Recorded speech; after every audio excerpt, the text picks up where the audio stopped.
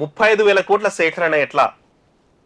ఇంతకుముందు చెప్పిండే రుణమాఫీ, ఈ రుణమాఫీకి దాదాపు 35,000 కోట్ల అవసరం అయితే ఉంది. మరి వాటి సేకరణ ఎట్లా చేస్తారు? ప్రత్యేక కార్పొరేషన్ ద్వారా రుణం తీసుకోవడం పైన చర్చ, భూముల అమ్మకం, ఇతర మార్గాల పైన కూడా చర్చ అయితే జరుగుతుందంట. మరి ఎందుకంటే మనకి ఈరోజు 35,000 కోట్ల రూపాయలు రైతులకైతే రుణమాఫీ చేయాల్సినటువంటి అవసరం అయితే ఉన్నటువంటి నేపథ్యం ఉంది. ఇక ఈ హామీని ఖచ్చితంగా నెరవేర్చాల్సిందే, నిధుల సేకరణకు ప్రణాళిక రూపొందించాలని ముఖ్యమంత్రి ఆదేశించడంతో ఆర్థిక శాఖ అధికారులు కసరత్తు ప్రారంభించారంట.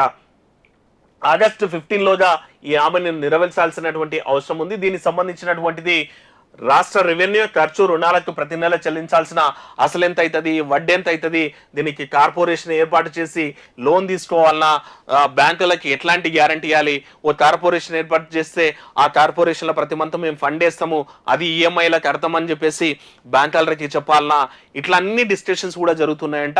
ఇంకోటి ఏంటంటే మరి చాలా గవర్నమెంట్ ల్యాండ్స్ ఉంటాయి కదా, అవన్నీ కూడా అమ్మి మరి చేయాలన్నా అన్నటువంటిది కూడా 35,000 కోట్ల సమీకరణ ఎట్లా జరగబోతుంది అనేది కూడా ఇప్పుడు ప్రభుత్వానికి తలనొప్పి మారినటువంటి అంశం. చూడాలి మరి ఎట్లా దాన్ని హ్యాండిల్ చేస్తుంది, ఎట్లా ట్యాకిల్ చేస్తుంది అనేటువంటిది చూడాలి ఇక.